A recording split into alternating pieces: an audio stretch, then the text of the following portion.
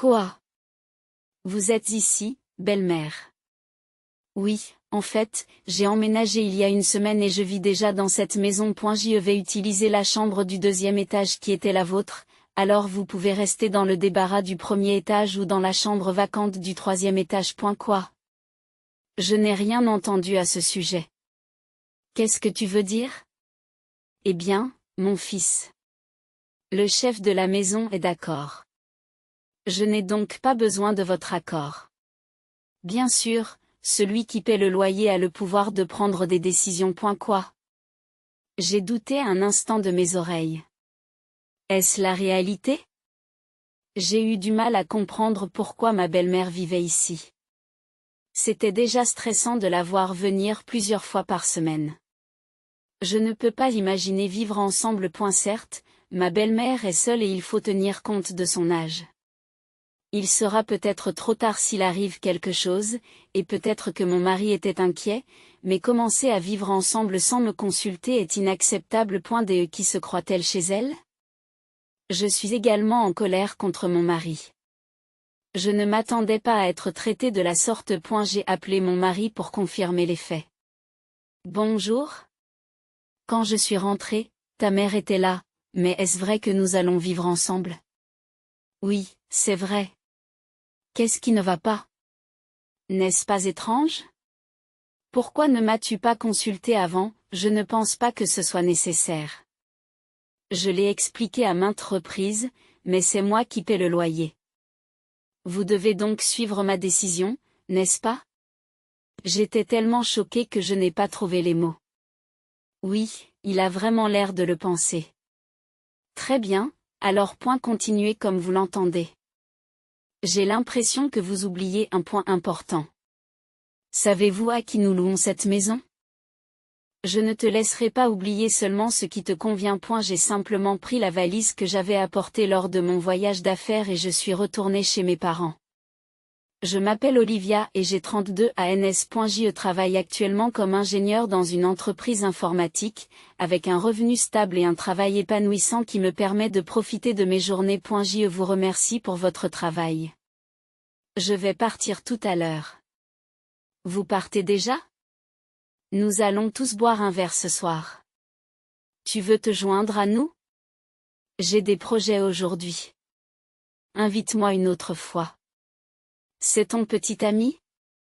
Peut-être. Le travail se passe bien, grâce au petit ami que j'ai commencé à fréquenter il y a 6 mois, ma vie privée est également amusante et satisfaisante.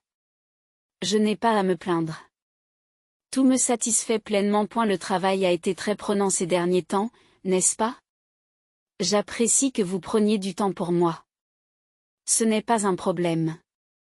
Je peux toujours prendre du temps pour quelqu'un que j'aime. Merci beaucoup. Le petit ami qu'une amie m'a présenté était vraiment une personne prévenante et merveilleuse qui me chérissait.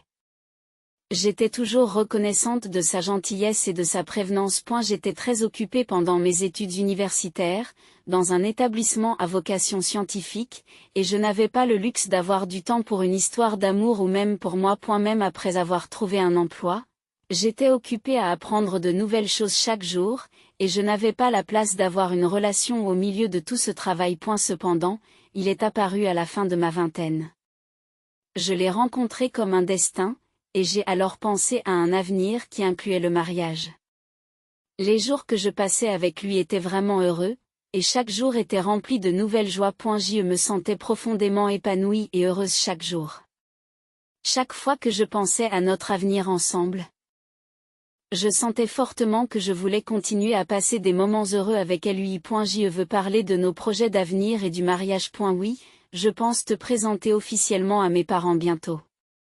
Bien sûr, je te demanderai en mariage une fois que j'aurai terminé mon travail, alors attends encore un peu. D'accord. Oui, je comprends. Je l'ai peut-être pressé, mais je rêvais d'être heureuse ensemble même après le mariage. Nous pouvions clairement imaginer notre avenir ensemble, et nous savourions chaque jour. Dans 6 mois, nous allions nous marier et mes parents avaient décidé de payer le mariage. Mes parents dirigeaient leur propre entreprise et nous avaient offert l'un de leurs immeubles de rapport comme nouvelle maison. Elle a été élevée par une mère célibataire et avait l'intention d'envoyer de l'argent au pays. Mes parents étaient également favorables à cet aspect. Tout en nous préparant à commencer notre nouvelle vie, nous avons respecté son sens des responsabilités envers sa famille. À propos du loyer, pouvons-nous y vivre gratuitement? Non, il propose $2000. Normalement, le loyer est beaucoup plus élevé, c'est donc un tarif spécial. Attendez, ils nous font payer? Alors que leur propre fille et son mari y vivront, en fait, cette propriété a été achetée comme un investissement, donc il y a des dépenses impliquées. Elle ne rapportera pas grand-chose. Il n'est pas raisonnable d'attendre d'eux qu'ils couvrent également les frais d'entretien. Mais ils ont de l'argent, donc je pense qu'ils peuvent s'en charger. J'ai été surprise par le commentaire de mon mari. Je ne m'attendais pas à ce qu'il exige autant de mes parents. Ils ont tant fait pour nous, et pourtant il semblait considérer que cela allait de soi. Compte tenu du soutien et de la nouvelle maison que mes parents nous ont offert, j'étais pleine de gratitude. Mais sa réponse m'a laissé perplexe. Son commentaire m'a fait penser que je devrais peut-être reconsidérer nos futures conditions de vie. Certes, mes parents dirigent une entreprise et sont assez à l'aise financièrement. Cependant, je suis déjà indépendante et j'ai la ferme conviction que je devrais couvrir mes propres frais de subsistance. Même si ce n'est pas une charge énorme pour mes parents de fournir la maison gratuitement, je ne pense pas qu'il soit approprié, en tant qu'adulte, de dépendre financièrement d'eux. Ils gèrent leurs finances strictement en tant que chef d'entreprise, et mon indépendance en est influencée. Je pense qu'il serait un peu présomptueux de ne pas payer de loyer, étant donné que nous allons vivre dans une si grande maison et que nous finirons par la posséder, et j'expliquais à mon mari. Ton père est vraiment avare, n'est-ce pas? Il est chef d'entreprise et a des revenus, il pourrait donc être un peu plus gentil. Si j'étais à la place de tes parents, j'offrirais au moins la maison gratuitement, m'a répondu mon mari. C'est pourquoi j'ai expliqué cela tant de fois. Mais pourquoi ne comprends-tu pas? Je voulais répliquer, mais j'ai pensé que payer $2000 par mois pourrait être difficile pour mon mari, qui s'attendait à vivre dans cette grande maison gratuitement. Pourtant, penser qu'elle devrait être gratuite est un peu présomptueux. On ne peut pas descendre à $1500, demande encore mon mari. Quoi? Une réduction supplémentaire? Normalement, cela coûterait 2 fois ce montant, n'ai-je pas pu cacher ma surprise? Vous pouvez tout de même négocier un peu, n'est-ce pas?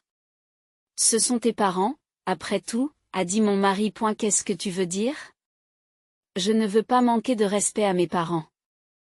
Si tu es vraiment reconnaissant, tu ne négocierais pas comme ça, ai-je argumenté. Étant donné que nous bénéficions déjà d'un tarif très bas, demander une réduction supplémentaire me semble trop présomptueux. De plus, s'il appréciait vraiment mes parents, il ne devrait pas avoir des exigences aussi déraisonnables. Cette discussion m'a permis de reconfirmer la différence de valeur entre mon mari et moi. Pour vivre ensemble à l'avenir, nous avons besoin de compréhension mutuelle et de coopération. Peut-être qu'il n'a pas le sens de la gratitude. De plus, mes parents m'ont dit que nous pouvions déménager à tout moment si nous le souhaitions, n'est-ce pas? Si nous décidons de rester à long terme, ils ont mentionné qu'ils nous transféreraient le titre de propriété. Bien que mes parents soient si coopératifs, je ne comprends pas du tout l'argument de mon mari. Comment peut-il être aussi effronté? Son comportement égocentrique reflète parfaitement la situation actuelle. Il pensait que c'était gratuit et il trouve que payer $2000, c'est trop. C'est vrai. Mais $2000, c'est déjà le prix le plus bas. Je pourrais éventuellement faire $1800, répond mon père. C'est. Eh bien, il faut plus de rabais, ai-je fermement déclaré. Si nous faisons autant de concessions, il devrait comprendre et avec les $200 économisés, il pourrait envoyer de l'argent à la maison, n'est-ce pas? Sa famille est composée d'une seule mère. N'est-ce pas? A poursuivi mon père. Oui, ai-je répondu. Il n'y a pas de problème, et commencer une vie de couple coûte de l'argent, alors ne vous inquiétez pas, considérez simplement votre relation comme celle d'un mari et d'une femme. C'est tout ce que mon père a gentiment dit. Grâce à la gentillesse de mon père, j'ai pu exprimer fermement mon opinion à mon mari, et il a fini par accepter le loyer de $1800. Depuis, nous vivons sans problème majeur. Normalement, mon mari paie le loyer et je m'occupe des autres dépenses quotidiennes. Nous avons acheté une voiture familiale, et comme je paie les économies avec mon propre argent, mon mari avait plus d'argent à dépenser. Cependant, je ne gaspille pas d'argent et je mène généralement une vie paisible. Mais ma mère sera là dans 30 minutes, alors finissons vite le ménage. Quoi? Vous n'allez pas faire le ménage avant l'arrivée de maman? Non, ce n'est pas ça. Mais pourquoi tu ne me l'as pas dit plus tôt? C'est difficile quand tu me le dis si soudainement. Je n'ai rien contre la visite de ma belle-mère. Mais pourquoi ne m'a-t-il pas prévenu plus tôt? Si j'avais été informé plus tôt, j'aurais nettoyé la maison et terminé les tâches ménagères plus tôt. Je n'ai pas non plus préparé de thé, et peut-être qu'il ne réfléchit pas parce que c'est sa propre mère. Mais en fin de compte, c'est moi qui me sens mal à l'aise. Pourquoi n'y penses-tu pas? Je soupire. Mais il était trop tard pour y penser. J'ai besoin de ton aide pour nettoyer rapidement. Quoi? C'est un problème, alors tu le fais. C'est mon jour de congé. Laisse-moi me reposer. Quoi? Ta mère n'arrive pas bientôt? Ce ne serait pas mieux si tu le faisais, j'ai été très occupée ces derniers temps. Qu'est-ce qu'il disait? Ah! Je lui ai demandé de m'aider à nettoyer parce que sa mère arrivait. Mais il n'avait pas l'intention de lever le petit doigt. J'étais déjà irritée d'être prévenue si soudainement, et son commentaire égoïste m'a stupéfiée. Je voulais finir le ménage rapidement. Tu veux dire que c'est à moi de tout faire? Ce n'est vraiment pas juste, n'est-ce pas?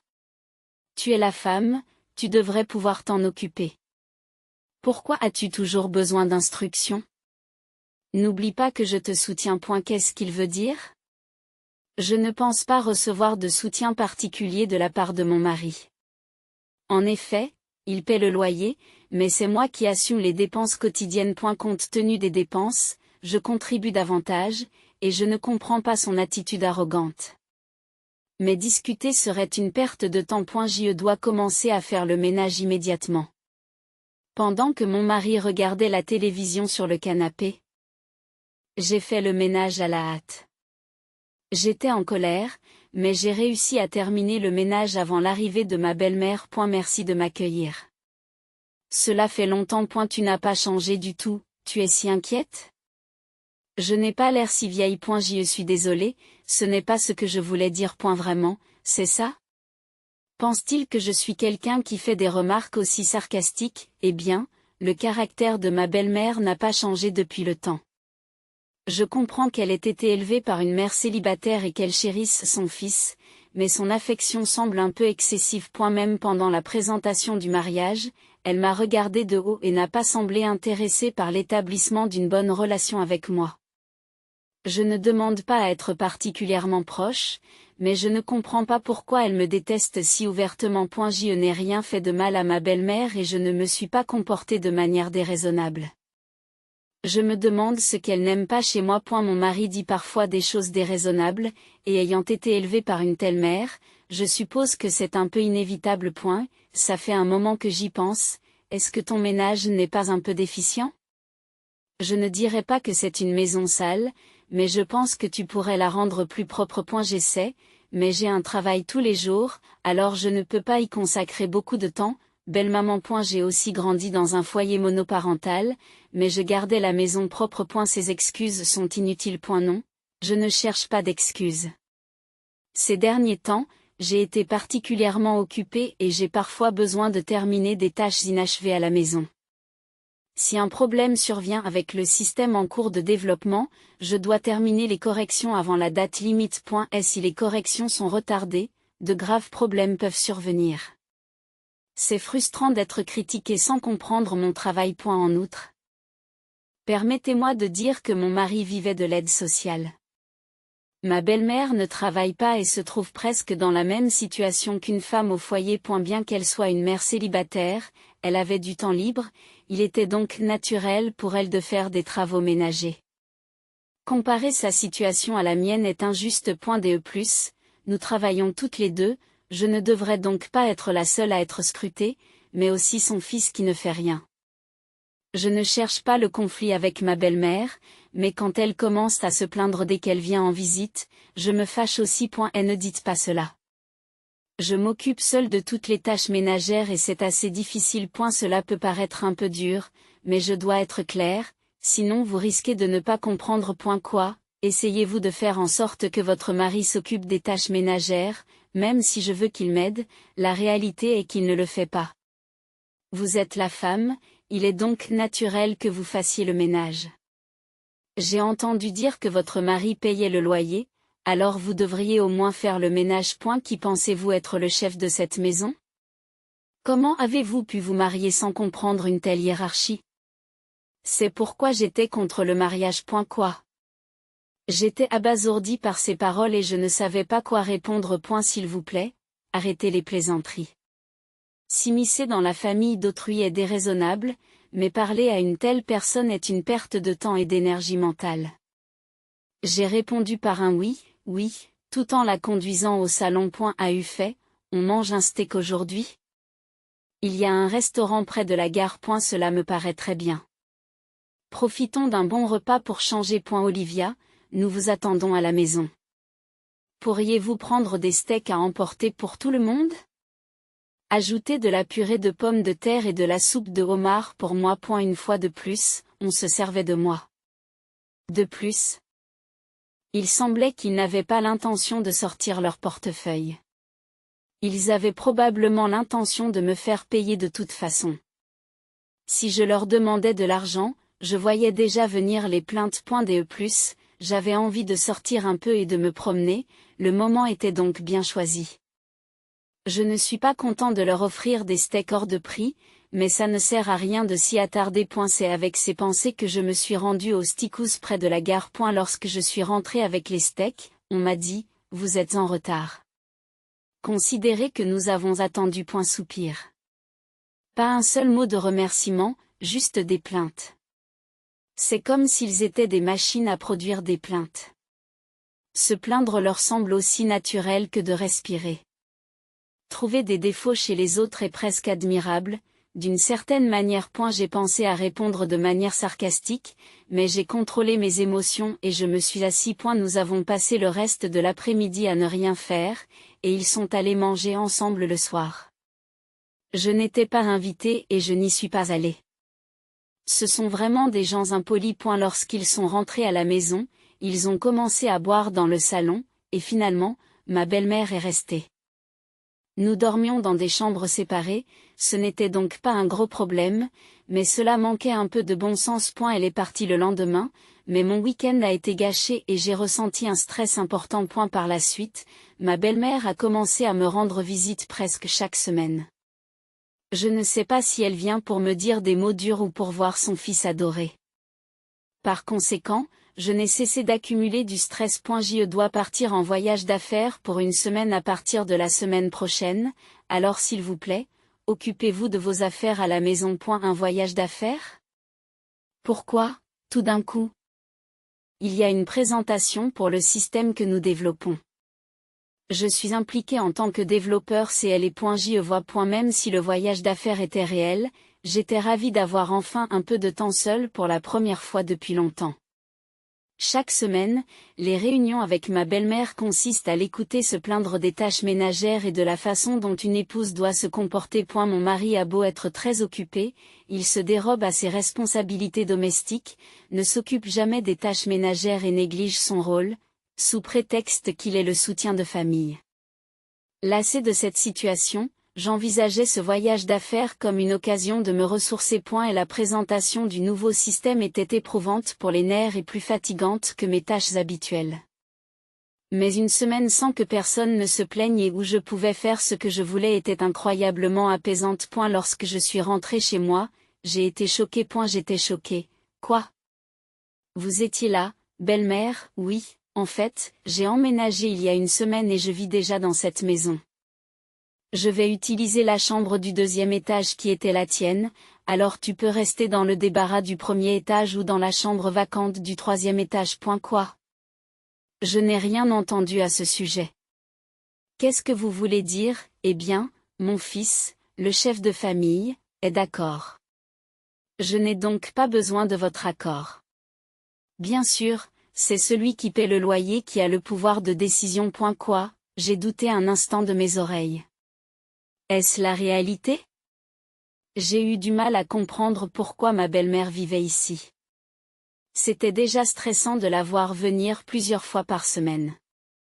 Je ne peux pas imaginer vivre ensemble. Certes, ma belle-mère vit seule et il faut tenir compte de son âge. Il sera peut-être trop tard s'il arrive quelque chose, et peut-être que mon mari est inquiet. Mais commencer à vivre ensemble sans me consulter est inacceptable. Qui se croit-elle chez elle? Je suis également en colère contre mon mari. Je ne m'attendais pas à être traitée de la sorte. J'ai appelé mon mari pour confirmer les faits. Quand je suis rentrée, ta mère est là, mais est-ce que c'est vrai que nous allons vivre ensemble? C'est vrai. Qu'y a-t-il de mal à cela, n'est-ce pas étrange? Pourquoi ne m'as-tu pas consulté avant? Je ne pense pas que ce soit nécessaire. Je vous l'ai expliqué plusieurs fois, mais c'est moi qui paie le loyer. Vous devez donc suivre ma décision, n'est-ce pas? J'étais tellement choquée. Je n'arrivais pas à trouver les mots. Pourtant, il semble vraiment le penser. D'accord, alors. Continue comme tu l'entends. À partir de ce jour, j'ai commencé à vivre chez mes parents et je n'ai pas eu de contact avec mon mari pendant une semaine. Puis vint le samedi. Avec mon père, nous nous sommes rendus à la maison où vivaient mon mari et ma belle-mère. Lorsque nous avons appuyé sur l'interphone, mon mari, qui semblait tout juste réveillé, a ouvert la porte et a froncé les sourcils en nous voyant. Quoi? Voici un papier de divorce. Tu peux le signer, quoi? Attendez. Qu'est-ce que cela signifie? Je sais tout ce que vous et votre mère avez fait. S'il vous plaît, arrêtez de nous tromper maintenant. Mon père a regardé mon mari d'un air sévère, et mon mari était clairement effrayé. Il s'est complètement recroquevillé et n'a même pas voulu croiser notre regard. Cependant, j'ai continué à parler. Elle ne croit pas que tu puisses me tourmenter et t'en tirer gratuitement. Non, ce n'est pas la peine d'aller aussi loin, n'est-ce pas? Pour qui te prends-tu? Faire semblant d'avoir peur quand on parle de divorce, alors que tu as ignoré tout ce que tu as fait. Pour qui me prends-tu, même moi, qui suis habituellement calme? J'ai explosé de colère à cause de tout ce qui s'était accumulé. Mon mari ne devait pas s'attendre à ce que je me mette en colère à ce point, mais c'était la preuve que la colère s'était accumulée. Je vais certainement écouter ma fille, et à partir de maintenant, vous paierez la totalité du loyer de cette maison. Il n'y aura plus de remise à un étranger, alors préparez-vous. Quoi? À partir du mois prochain, le loyer ne sera plus de $1800, mais de $18 000. Vous comprenez? J'ai préparé le contrat de bail, alors quand vous aurez signé les papiers du divorce, signez-le aussi. Pendant que nous déclarions cela, mon mari avait l'air accablé et incapable de dire quoi que ce soit. Il a dû être stupéfait par le montant de $18 000, mais nous étions sérieux. Vous ne pouvez pas exiger une telle somme tout d'un coup, c'est impossible. Pourquoi pensez-vous que c'est impossible? Parce qu'il n'y a pas de contrat de bail officiel pour cette maison. Une fois que vous aurez divorcé, nous serons des étrangers. Vous ne pouvez pas continuer à vivre ici. Il semble que vous oubliez un point important. Sais-tu à qui nous louons cette maison? Je ne te laisserai pas oublier seulement ce qui te convient. J'ai pris ma valise que j'avais apportée pour le voyage d'affaires et je suis retourné chez mes parents, alors il a laissé sa mère vivre dans la maison sans demander. Tu ne trouves pas ça bizarre? Je vois. Vous avez donc été harcelé par votre belle-mère pendant tout ce temps. Je ne voulais pas t'inquiéter, papa, et tout le monde dit que c'est normal, alors j'ai gardé le silence, mais je n'en peux plus. Je comprends. Je comprends. Je vais m'en occuper. Mon père a dit cela et a passé un coup de fil. Et si vous ne pouvez pas payer le loyer, partez immédiatement. Comme il n'y avait pas de contrat formel, nous avons pu maintenir fermement notre position. Mon mari n'a pas dû prévoir cette situation. Mais il est trop tard pour avoir des regrets. Elle doit assumer la responsabilité de ses actes. Nous étions déterminés à aller de l'avant, quelle que soit sa résistance. Cependant, sentant la perturbation, ma belle-mère est apparue par derrière. Qu'est-ce qui se passe ici? Qu'est-ce que c'est que tout ça? Cela fait un moment. Pour être clair, cette maison m'appartient. Donc, j'ai besoin que vous partiez. Je veux divorcer pour ma fille, et je n'ai pas l'intention de laisser des étrangers vivre ici. Qu'est-ce que vous avez dit? Nous dire de partir. Comment peux-tu dire quelque chose d'aussi déraisonnable, qui est déraisonnable ici? Si vous voulez justifier vos actes, n'hésitez pas à régler ça au tribunal. AU tribunal. Ma belle-mère et mon mari ont été choqués par l'évocation du tribunal, mais j'en avais déjà parlé avec mon père. Nous avions prévu d'aller au tribunal s'il posait des problèmes qui devenaient ingérables. C'est ce que j'avais suggéré, car il est inutile de raisonner avec des personnes déraisonnables. Cependant, en raison de leur manque de bon sens, l'évocation d'un avocat les a visiblement effrayés. Où était passée toute leur confiance? Ils se sont regardés l'un l'autre, visiblement ébranlés. Vous avez un travail, donc vous rapprocher de votre lieu de travail est aussi une option, n'est-ce pas? C'est aussi simple que cela. Mais je te dis que je n'ai pas l'argent. Vous n'avez pas d'argent? C'est une blague. Compte tenu de vos revenus, vous devriez pouvoir épargner. Tu dépensais $1000 par mois pour tes loisirs, mais je n'ai jamais ressenti le besoin d'épargner. J'étais étonné. Il travaillait normalement, et la seule dépense qu'il payait était le loyer. Je couvrais le prêt de la voiture et les autres dépenses de la vie courante, j'ai donc supposé qu'il épargnait davantage. C'est pourquoi je ne peux pas divorcer ni déménager. Oui. Une fois que vous êtes marié, vous ne pouvez pas divorcer facilement. Cela laissera une trace dans le registre familial. Combien de temps vas-tu t'accrocher à ce raisonnement dépassé? Tu parles d'une marque sur le livret de famille, mais je préfère divorcer sans hésiter plutôt que de vivre avec des gens déraisonnables et égocentriques comme toi. Vous n'avez aucune conscience de ce que vous avez fait. C'est absolument absurde. S'il vous plaît, arrêtez de me mettre en colère.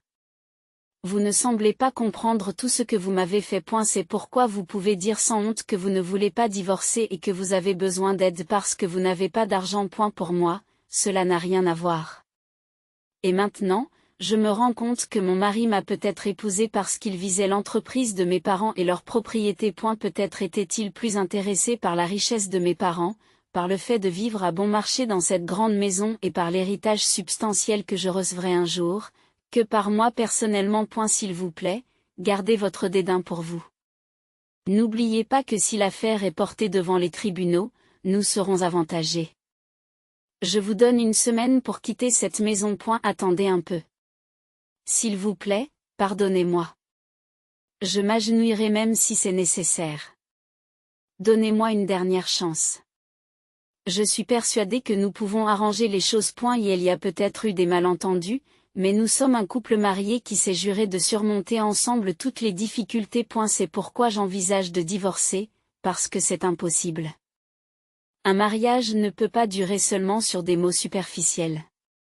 De plus, depuis que j'ai été trahi, je ne peux plus te faire confiance. Tes actions ont fait en sorte que je ne te fasse plus jamais confiance. Comme je l'ai déjà dit, j'ai un avocat fiable à mes côtés. Bien sûr, vous pouvez engager un avocat pour négocier, mais compte tenu de votre situation, dans laquelle vous ne pouvez même pas payer les frais de déménagement, il serait sage d'éviter les coûts inutiles. Le conseil de mon père est tout à fait juste. Vous n'avez même pas les moyens de déménager, et encore moins de vous offrir les services d'un avocat. Et même si vous engagiez un avocat, il me serait facile de divorcer et de vous expulser de la maison. Il est donc inutile de poursuivre cette conversation. Sur ce, je suis partie avec mon père et je suis retournée à la maison familiale. J'avais déjà bloqué son numéro de téléphone, de sorte que mon mari ne m'a pas appelé, mais les messages ont continué à arriver par courrier électronique et par d'autres applications de chat. J'étais vraiment découragée par leurs actions persistantes et j'avais l'impression qu'ils ne comprenaient pas ce que je disais. Désormais, je les ignore systématiquement. Ma déception face à leurs actions s'est accentuée et je me suis sentie irritée par le fait qu'ils ne comprenaient absolument pas mon point de vue et mes émotions. Cependant, pour éviter leur approche, je me suis efforcée de rester calme et de ne pas leur répondre. Nos exigences étaient clairement communiquées, et s'ils ne les respectaient pas, nous n'avions pas d'autre choix que d'entamer des actions en justice. Notre position était ferme et nous étions prêts à recourir à des procédures judiciaires si nos demandes n'étaient pas satisfaites. J'y bénéficiais d'un soutien solide, il n'y avait donc aucune raison de s'inquiéter. Avec l'appui de ma famille, de mes amis et de professionnels, j'étais sûr de pouvoir surmonter toutes les difficultés. A eu fait, que s'est-il passé ensuite? La date limite est demain, donc si le divorce et le déménagement ne sont pas terminés d'ici là, je leur ai dit que nous appellerions l'avocat. Ce soir. J'ai reçu un message m'informant qu'ils avaient soumis les documents de divorce et qu'ils étaient prêts à faire leurs valises et à quitter la maison. Ils ont dit qu'ils apporteraient les clés ici. C'est bien, je m'en occupe. Tu n'as pas besoin de les rencontrer face à face, m'a assuré mon père. Merci, papa, j'ai exprimé ma gratitude. Grâce à mon père qui s'est occupé de l'échange des clés, j'ai pu éviter de les rencontrer en personne. D'après ce que j'ai entendu par des connaissances communes, ils mènent une vie difficile. Ma belle-mère, sans emploi ni moyen de subsistance, a cherché un nouvel endroit pour vivre avec mon mari. A eu début, ils ont séjourné dans un hôtel bon marché.